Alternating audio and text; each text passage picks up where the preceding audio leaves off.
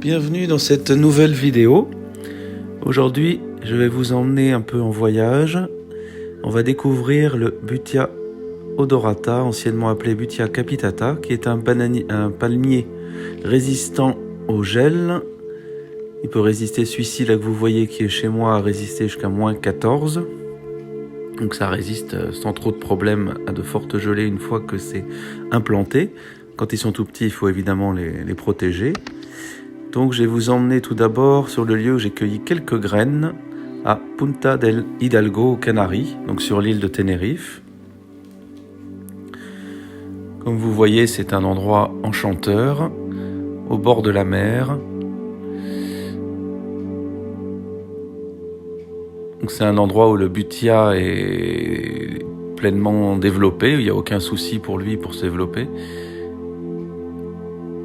Voilà les Butia de Punta del Hidalgo. Et juste ensuite, je vous montre un de ceux où j'ai récolté les fruits que j'ai goûtés, qui sont délicieux, qui ont un petit goût abricot, vinaigré, etc. Ensuite, là, je vous montre tout ce que je récolte. J'en ai pris qu'une petite partie, il y en avait évidemment beaucoup. Et le but n'était pas de tout récolter, mais juste d'en prendre un petit peu pour pouvoir tester les plants ici et goûter le fruit, évidemment. J'aurais pu faire aussi de la confiture, ce qui est communément fait en Uruguay, donc la patrie d'origine de ce merveilleux palmier. J'ai déjà goûté d'ailleurs cette confiture. Alors là, je vous montre le semis, une fois que j'avais bien nettoyé les graines. 120-130 graines. Pour l'instant, j'ai une cinquantaine de plants à peu près. Mais il y en aura encore dans la suite de la saison. Il faut savoir que le palmier, ça peut prendre un certain temps. Il faut garder les graines et pas désespérer, quoi. Ça peut mettre du temps à germer et à lever ensuite, même avec des graines très fraîches.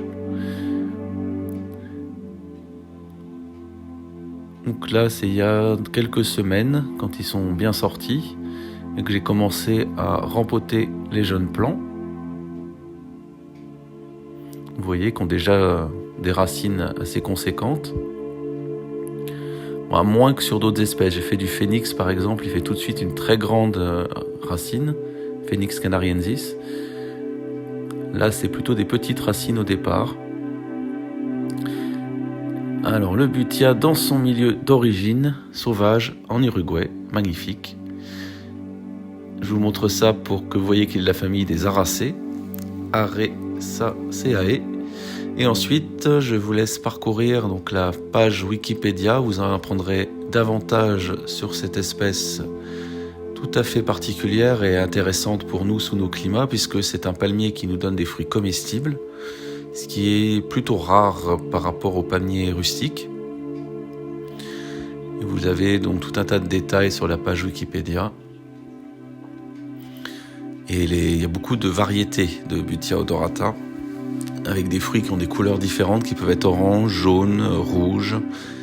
Je vous laisse découvrir tout ça bien tranquillement et vous remercie d'avoir suivi cette vidéo de découverte de ce palmier très simple et très beau.